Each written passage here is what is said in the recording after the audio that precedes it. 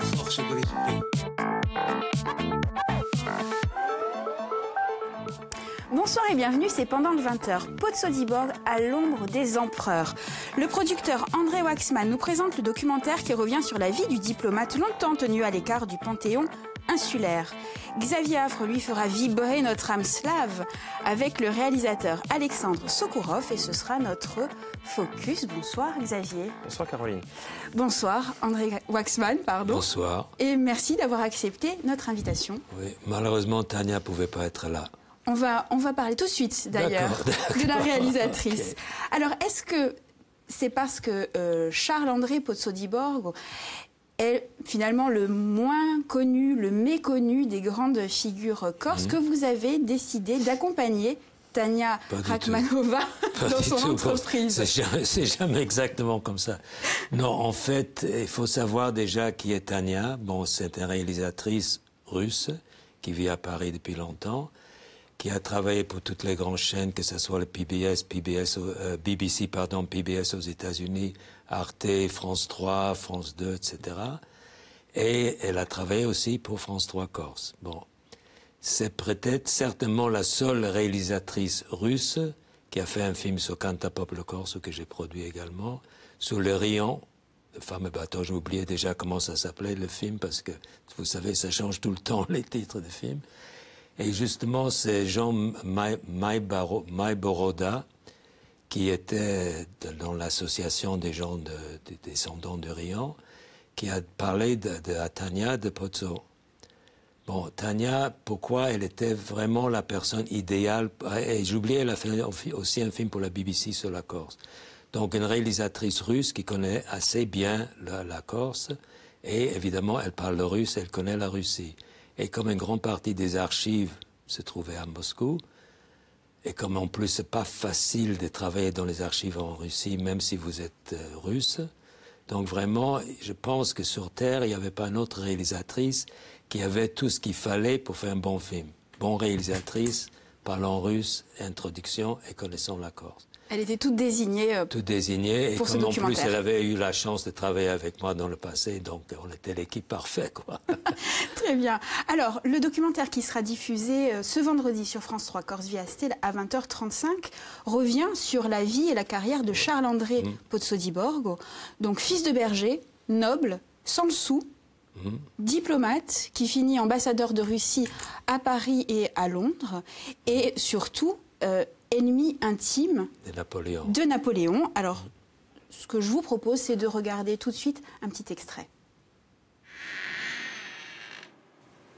Dans cette maison d'Ajaccio, Pozzo sait ce qu'il se passe. On prétend que la mère de Napoléon, Laetitia, aurait eu une liaison avec le gouverneur de Corse, Marbeuf, et Pozzo peut le savoir parce qu'il habite la maison.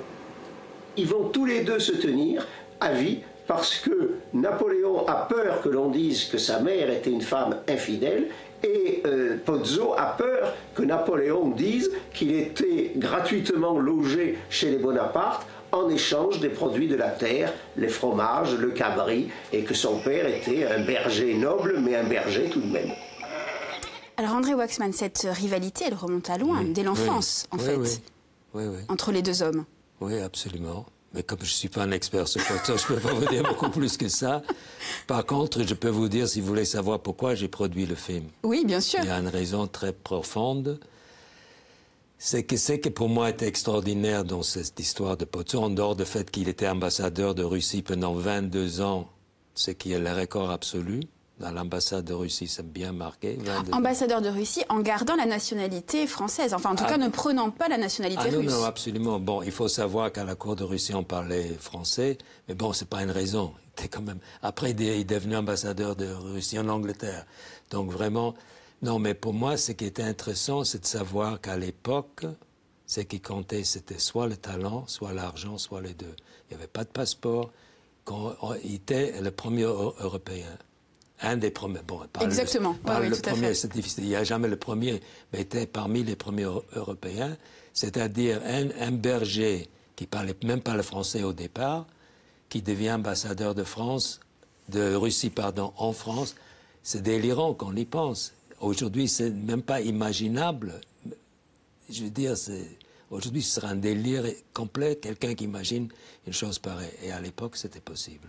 Autre chose qu'on aurait du mal à imaginer aujourd'hui, dans le parcours de Pozzo di Borgo, c'est le rapport à Pascal Paoli.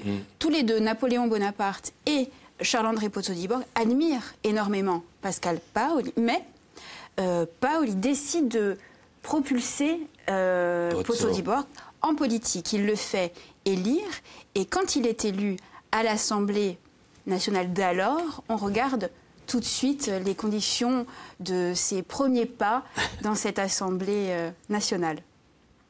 Paoli revient en Corse et il accorde toutes ses faveurs à Pozzo di Borgo. Et donc Paoli va pousser sur une rampe de lancement le jeune Carlo Andrea, et ceci l'amène à être élu député à l'Assemblée législative à Paris, où il ne parle pas un mot de français. Il va apprendre le français sur le tas à l'Assemblée, et il est tellement brillant qu'il apprend très vite, et il entre au comité diplomatique de l'Assemblée nationale.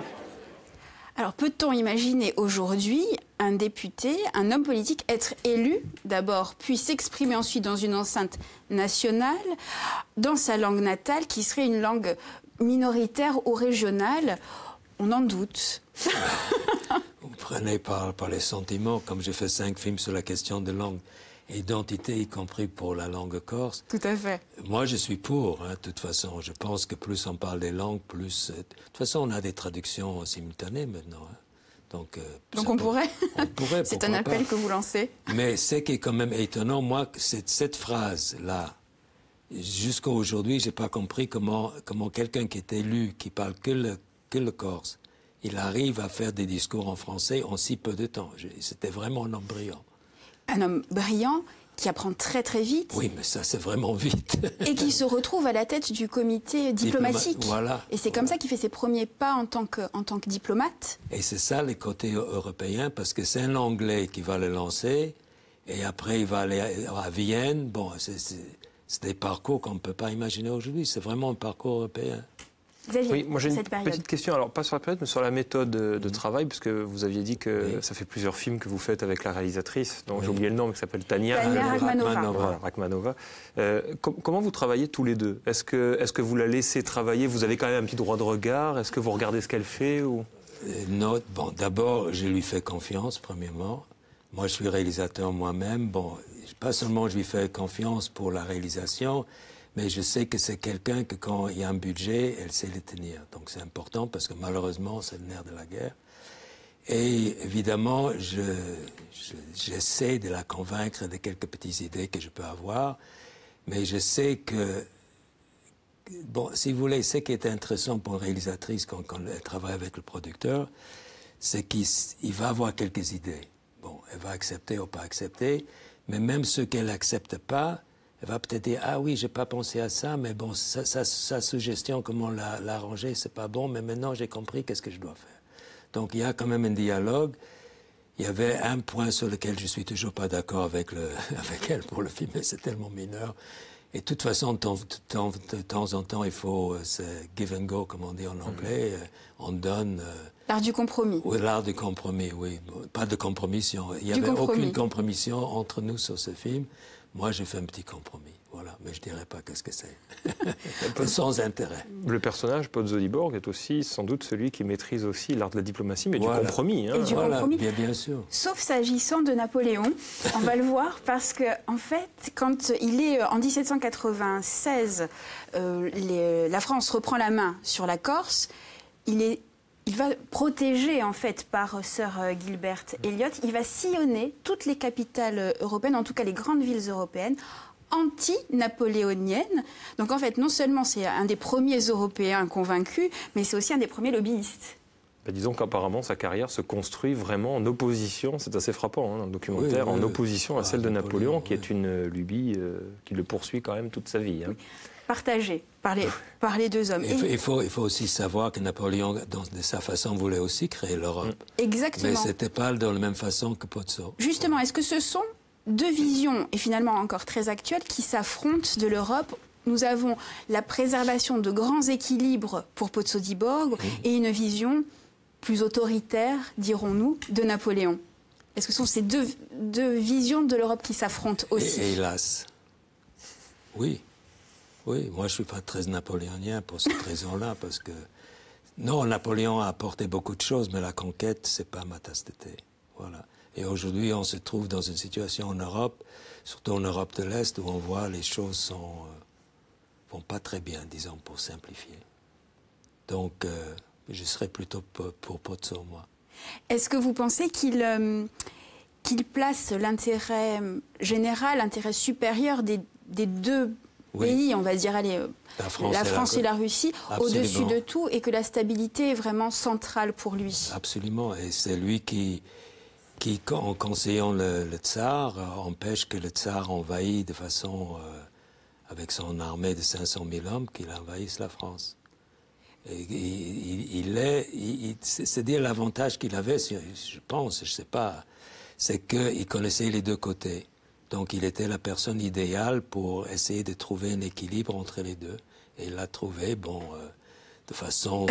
alambiquée. Oui, oui, mais bon, il l'a trouvé, bon, en prenant celui-là, en mettant là, mais bon, il a gardé une certaine paix pour un certain temps.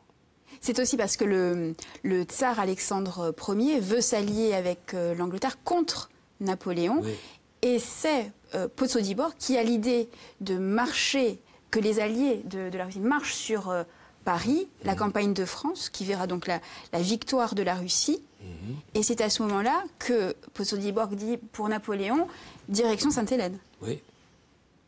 C'est loin. C'est loin, oui. Bon, mais écoute, moi, j'étais pas là pour savoir qu'est-ce qu'il fallait faire. Mais bon, de toute façon, il a essayé de trouver un moyen de préserver quelque chose après ces guerres napoléoniennes qui étaient quand même assez sanglantes. Alors, à la mort d'Alexandre, c'est Nicolas Ier qui lui succède sur le trône de Russie, très nationaliste, et pourtant, il confirme Pozzo di Borgo dans ses fonctions en tant qu'ambassadeur de Russie en France.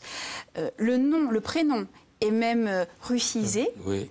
Karl alors je vais le dire. Oui, bon, bref. Quelque chose. Je vais vous aider. Osipovitch. Osipovitch, merci. Et Pozzo devient un peu dans le langage courant synonyme d'ambassadeur, en tout cas d'émissaire étranger. Oui. Et il n'y a pas que ça pour l'influence de Pozzo, pour la diplomatie russe. Vous avez oublié une chose que je crois qu'on a oublié de mettre dans le film. Vous savez comment les Russes s'appellent jusqu'à aujourd'hui Ajaccio? Non. Ajaccio. Et grâce à Pozzo, voilà. La version corse. Oui, la version corse, parce qu'ils ont connu Ajaccio par Pozzo. Donc pour Pozzo, il n'allait pas dire Ajaccio, je suppose. Voilà. Et je vous propose de regarder tout de suite un autre extrait du documentaire sur l'influence de Pozzo di Borgo.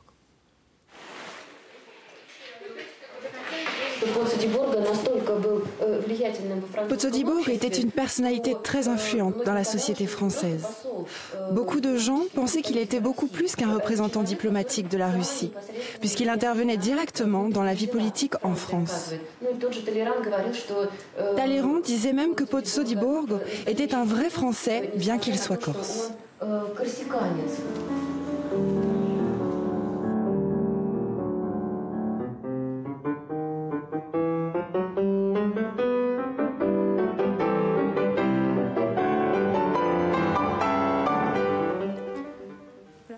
Un vrai Français. Oui, mais c'est ça, voilà. C'est une phrase, ça nous fait rigoler, mais bon, bien qu'il soit corse, oui. Si notre président pouvait entendre ça, peut-être il pensera des choses autrement. Hein. Pourquoi pas? Oui, on peut être un bon Français, être un bon Corse et parler le Corse. Et un bon Européen. Et un bon Européen, n'est-ce pas? Voilà. C'est ça qu'il nous faut aujourd'hui. Hein. Alors, comment dit-on Xavier en russe? Xavier, figurez-vous, je cherchais. Et ce soir, Xavier nous propose un regard, pas croisé, non, un regard d'un réalisateur. Sur un réalisateur russe. Bon, on parle de Russie, donc c'était l'occasion. Exactement. Très beau votre lancement. Je valide. Ça demande beaucoup de travail, vous savez. J'imagine. Alors, non, là, je voulais présenter deux films russes d'un réalisateur que j'aime beaucoup, qui s'appelle Alexandre Sokourov. Et alors, un peu comme peut-être Pozzo di Borgo à l'époque, il a une attitude envers Poutine qui est assez particulière, parce qu'il a eu des déclarations plutôt en faveur de Poutine, puis il a été très critique, et il est très critique aujourd'hui. Bref, il essaye de naviguer entre deux eaux aussi pour pouvoir peut-être sortir ses films et les montrer en Russie, ce qui n'est pas évident quand on est intellectuel en Russie aujourd'hui. Donc le premier film s'appelle L'Arche russe, est sorti en 2003, il avait été présenté en compétition au Festival de Cannes de l'époque, donc 2002 ou 2003. Et l'histoire est assez simple. D'abord, c'est un énorme film technique, je vais en parler. Mais d'abord, c'est un réalisateur contemporain qui se trouve comme ça, comme par magie, dans le musée de l'Ermitage, qui est un des plus beaux musées du monde, qu'on voit à Saint-Pétersbourg. Et il se retrouve au début du XVIIIe siècle. Et il rencontre un diplomate français. Alors, on est au début du XVIIIe, donc ça ne peut pas être Pozzo di Borgo, mais ça aurait pu être intéressant, justement, peut-être de le mettre dedans. Et tous les deux deviennent un peu complices et font une balade, comme ça, dans le musée, un voyage à travers le temps aussi. Donc, évidemment, à travers le passé de la Russie. C'est un film un peu particulier, vous l'avez compris, parce qu'on passe d'une pièce à l'autre du musée, avec des tableaux très différents, puisque les époques se mêlent, on y croise des personnages historiques. Mais c'est une espèce de film-somme. Visite de musée, et aussi c'est une plongée dans 300 ans quand même d'histoire de la Russie avec un regard particulier, celui bien sûr du réalisateur. Alors beaucoup de figurants, j'ai noté 867 acteurs et figurants, donc c'est énorme sur le plan technique. Pas de temps mort, un seul plan séquence, il y a caméra à la main et on se dirige de pièce en pièce sans arrêter, sans couper, sans montage après, donc ça a été enregistré dans des conditions particulières. Tout le film ? Tout le film. Et ça dure combien de temps ? Alors ça dure, c'est pas si long, ça dure 1h30 je crois, hein. Enfin bon, il faut le tenir. La caméra est vraiment virtuose, elle est presque flottante, on rentre comme ça dans différentes époques, dans différentes pièces. Il y a pas mal de souffle hein, dans la mise en scène, on pourrait penser que c'est un peu lourd, c'est un peu empesé, bon non au contraire. C'est une vraie balade. Alors Sokourov c'est quelqu'un de particulier, un peu comme, peut-être pas la majorité des Russes, mais beaucoup les Russes, un peu nostalgiques, avec un regard particulier sur le passé. Lui aime beaucoup l'histoire de la Russie, même s'il n'est pas dupe hein, de toute l'histoire de la Russie. Mais ce qui me plaît, moi, c'est que ce n'est pas qu'un projet technique, c'est qu'il y a une vraie ambition, puisqu'il met la technique au service de ce qu'il veut dire, d'un message, évidemment, donc montrer la Russie, l'Empire russe, autant de sa splendeur, etc. Mais on se demande presque s'il n'a pas envie de revenir dans ce temps, et plutôt pour un peu dénigrer la période contemporaine hein, actuelle de la Russie. Alors, après, je comprends que ça peut déstabiliser, ou ça puisse déstabiliser les spectateurs, parce que souvent c'est où on est, qui c'est à l'écran, parce qu'on voit des personnages, on ne sait pas, rien n'est expliqué, hein, il n'y a pas de nom qui apparaissent en dessous, ni rien, c'est juste une balade, il faut se laisser porter. Donc ça peut décontenancer, mais c'est assez fascinant. Et voilà, 22 assistants réalisateurs, vous imaginez un petit peu quand on... Ça fait rêver le producteur que vous êtes. Voilà. Il faut le premier, deuxième et troisième assistant qui contrôle les 18 autres, parce que sinon... Mais pour un budget relativement restreint, hein, par rapport aux grosses productions, même russes ou américaines, c'est un tout petit budget, mais avec un vrai discours. C'est noté. J'ai noté. N'est-ce pas ? Un autre ? Alors voilà, dans la même veine, quelques années après, celui-là est plus récent, 2015, s'appelle Francophonia, joli titre aussi que celui-là, oui. Intitulé Le Louvre sous l'occupation. Oui. Et là on est en 1940. Plus polémique hein, celui-ci. Hein, plus polémique, on est à Paris, en ville occupée, et la question se pose, que se passe-t-il s'il y a des bombardements et si toutes les œuvres du Louvre disparaissaient, étaient détruites? Et c'est l'histoire de deux hommes en fait, hein, une histoire vraie, la rencontre entre le directeur du musée du Louvre de l'époque et le comte Franz Wolf Metternich, qui est celui qui se retrouve, l'Allemand, qui se retrouve à la tête de la commission pour la protection des œuvres d'art. Et les deux, qui viennent quand même d'un univers très différent, décident de tout mettre en œuvre pour protéger les œuvres du Louvre. Sans doute, grâce à eux, on a réussi à préserver des centaines et des centaines d'œuvres que les Allemands, les nazis, auraient pu soit récupérer, soit détruire si c'était de l'art dégénéré. Bon. Donc là aussi, c'est vraiment très intéressant parce que c'est une histoire assez méconnue. Donc du coup, il y a un parallèle avec Pozzo di Borgo, parce qu'on le connaît assez peu, y compris chez nous, et surtout chez nous d'ailleurs. Surtout chez nous. Une réflexion sur l'art, une réflexion sur le pouvoir, la civilisation. Et le message de Sokourov, c'est de dire qu'il y a une vraie culture européenne. Et l'art, alors ça peut être un peu naïf, mais l'art, c'est quelque chose qui peut rassembler les hommes et qu'on peut parler d'art en étant allemand, français, russe. Et c'est un peu le message, en parlant peut-être de cette fameuse culture occidentale. C'est entre documentaire et fiction. Il y a aussi des chocs spatio-temporels, on voit Napoléon à un moment donné, donc il a mêlé des reconstitutions, enfin c'est un peu particulier, c'est très libre hein, comme film, c'est un réalisateur qui ne se met pas de barrières. Et à noter que le chef opérateur est Bruno Delbonnel, grand chef opérateur français qui a travaillé sur Amélie Poulain, sur les films de Jean-Pierre Jeunet, sur Les Heures Sombres qui est sorti sur Churchill de Joe Wright il n'y a pas très longtemps, ou sur les derniers Tim Burton. Donc c'est un chef opérateur français très confirmé, la photo est magnifique. Ça vous a convaincu ? Absolument, oui, j'ai noté des deux. J'ai noté les 2 films. Qu'est-ce qui lie votre travail de producteur et de réalisateur? Qu'est-ce qui lie les œuvres entre elles? Rien. Il n'y a pas de fil conducteur? Non, disons que généralement ils sont plutôt politiques et sociaux. Bon. Et bon, je vous ai dit, j'ai fait le film sur la langue corse, j'en ai fait 5 sur la question de langue et identité. J'ai travaillé beaucoup en Nouvelle-Calédonie sur les questions quelque peu politiques là-bas. Oui. Et d'autres films, bon, j'ai fait aussi des trucs un peu plus légers, comme Tania aussi a fait des trucs sur l'art. Bon, on n'a fait pas que social et politique, mais surtout, disons, la seule chose que je pense peut réunir tout ce que j'ai fait, au moins dans ma tête à moi, c'est mon antiracisme, c'est tout. Je suis un antiraciste viscéral. Voilà. Donc j'espère que c'est pas quelque chose que je prêche dans les films, mais je sais quand je peux, par exemple dans le film que j'ai fait sur la langue corse, j'étais dans l'école, je me rappelle comment ça s'appelle, où il y a l'école de Canta Popolo Corso, où il y avait par exemple des jeunes Corses, dont un qui était métis. Et c'est lui que je laissais s'exprimer en Corse, voilà. J'ai pas dit, voilà, regardez, c'est métis, non, qui parle corse, voilà. Oui, c'est de montrer, faire accepter finalement cette différence, l'autre. Et faire accepter le fait qu'en Corse, on dit ça depuis toujours, le peuple corse, c'est des gens d'origine corse et tous ceux qui veulent se sentent partie du peuple corse. Et je pense que dans la question d'identité, c'est ça, on définit soi-même quelle est notre identité. Voilà, moi j'ai une identité très mélangée, mais c'est moi qui choisis quelle est mon identité. Voilà, il y a des choses qu'on ne peut pas nier, mais même si on a envie de les nier, on peut les nier. Si on se sent corse, on est corse. Bon, si on prend le corse, il y a plein de corses qui ne parlent pas un mot de corse et ils se sentent corse. Et alors, qu'est-ce que ça veut dire être corse? Logiquement, c'est parler la langue, c'est vivre en Corse, etc. Non, c'est se sentir corse. Il n'y a pas de marqueur d'identité objectif? Non, voilà. Et c'est pour ça qu'être européen, c'est quoi? Se sentir européen, c'est tout. Alors, un qui s'est toujours senti corse, c'est Pozzo di Borgo, mais qui, après son départ en 1796, n'a jamais plus mis les pieds sur son île. En revanche, des terres. Exactement, il était plutôt malin et il a investi dans la terre. Mais il est devenu riche. Il est devenu riche. Oui. Mais il n'est jamais revenu. Oui. Il n'est même pas enterré ici, puisqu'il est enterré au Père-Lachaise.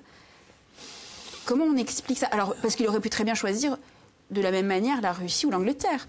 Mais oui. Paris. Écoutez, ça, j'ai aucune idée, mais bon, on peut imaginer qu'il y a un moment donné, il y a certaines personnes, je pense que je suis dans cette catégorie, que par le mélange d'identité que j'ai 30 balles sur moi, que où on m'enterre, finalement, je m'en fous. De toute façon, c'est que je ne veux pas qu'on m'enterre trop vite. C'est ça, pas trop tôt. Pas trop surtout, tôt. Voilà. Surtout pas trop tôt. Oui, trop vite, je m'en fous, mais pas trop tôt. Voilà. D'accord. Donc, à part ça, mais moi, je respecte toutes les identités et je respecte les gens qui disent mon identité, m'en fous. Voilà. Quel sera votre prochain projet? Mon prochain Toujours autour de l'identité? Écoutez, j'aurais aimé continuer la série et il y a justement, je dois dire, puisqu'on est à France 3 Corse, que quand j'ai fait le film sur la langue corse, qui est le seul qui est passé sur France 3 Corse, il paraît qu'il y a un autre film qui a été fait, mais bon, je ne l'ai pas vu.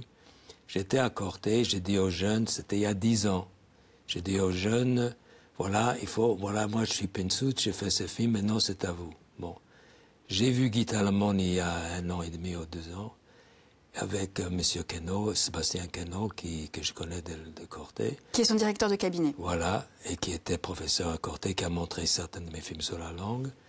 Et j'ai dit, voilà, après 10 ans, ce sera intéressant de voir où en est la langue aujourd'hui. Et les gosses qui avaient, par exemple, 10 ans à l'époque, maintenant ils ont 20, est-ce qu'ils utilisent le corse? Bon. Et je voulais faire ça avec l'université. J'attends toujours. Voilà. C'est une idée que il faut pas forcément que moi que je le fasse, mais je pense que c'est revenir en image. Revenir en image. Bon, nous on a fait le tour de Corse de presque quasiment toutes les écoles bilingues et c'est très intéressant. Hein. Et c'est intéressant du point de vue disons un Corse ordinaire entre guillemets et un linguiste parce qu'il y a des différences, il y a différentes façons d'enseigner, il y a la différence de langue comme vous savez mieux que moi entre le nord et le sud. il y avait des profs du Nord qui enseignaient dans le Sud. Bon, il y avait des questions linguistiques très intéressantes dans ce petit tour qu'on avait fait. Donc ça, c'est une question que moi, je ne maîtrise pas, évidemment. Mais ce qui est intéressant, c'est vraiment de savoir les gosses qui avaient 10 ans, qui passaient 5 ou 6 ans, 7 ans dans ces écoles, est-ce qu'ils utilisent le corse aujourd'hui dans leur vie courante? Voilà. Allez, l'appel est lancé, on vous réinvitera après cette suite, ce droit de suite. Après la suite, voilà. André Waxman, merci de nous avoir accompagnés durant cette émission. Je rappelle donc que le documentaire Pozzo di Borgo, à l'ombre des empereurs, passera ce vendredi à 20h35 sur France 3 Corse Vie à Style. On vous le conseille chaudement. Xavier, Dasvidania et à très bientôt. Et je vous remercie, n'est-ce pas vous, sans accent en plus. Pendant le 20h, c'est fini pour aujourd'hui, mais ça continue sur Internet en replay. Merci de nous avoir suivis. Je vous dis à très bientôt, dès demain d'ailleurs, toujours sur France 3 Corse via Style. Merci beaucoup.